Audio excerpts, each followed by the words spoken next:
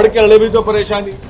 हम इसलिए लड़ रहे हैं कि हमारी पूरी कोशिश ये है कि हमारे जहां से कैंडिडेट हैं वो जीत कर आए, और हमारी पूरी कोशिश ये होगी कि दोबारा शिंदे, फडणवीस, अजीत पवार की सरकार ना बने।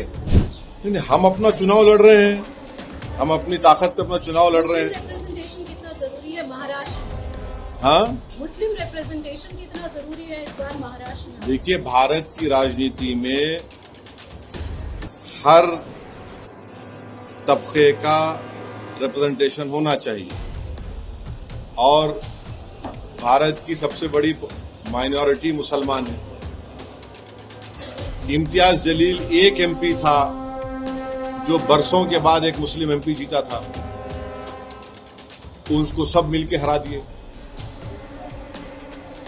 वहां पर जो एमएलए जीत कर आए थे वो तो 11% के जो आबादी है महाराष्ट्र में उसके बराबर नहीं है।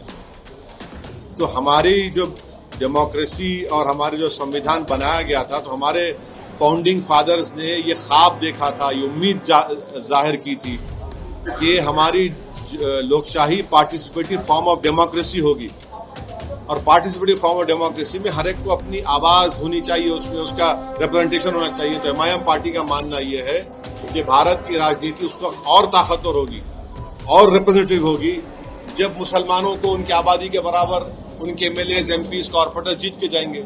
आज भारत की पार्लियामेंट में सिर्फ 4% मुसलमान एमपी है।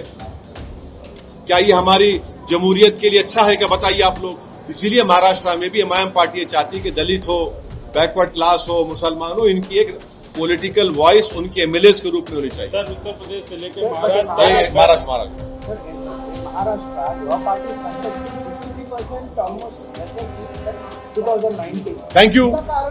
Thank you very much. क्या बोले आप? 2019 से 63% हम कम लड़ रहे हैं, तो अब इसका क्या बोलेंगे? अब इसको क्या बोलेंगे?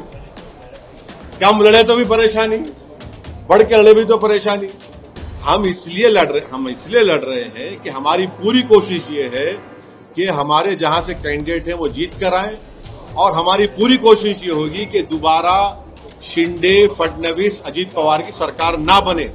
तो किसके घर तोड़ रहे हैं? घर किसके तोड़े जा रहे हैं? किस पर गोलियां चलाई जा रही हैं?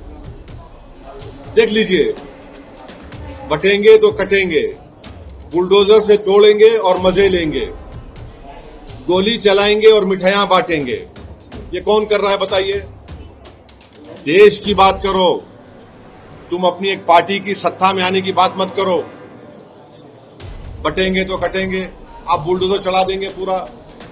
वहां पर जो कम्युनल राइट हुआ, घरों को तोड़ दिए, वो बेचारे जिनको गोली मारे उनको सुप्रीम कोर्ट जाना पड़ा। महाराष्ट्र में क्या हुआ बताइए? प्रॉफेट मोहम्मद सल्लल्लाहु अलैहि वसल्लम के बारे में किसका नाम शनाब बका? पढ़ते रहिए fight against criminal daily newspaper.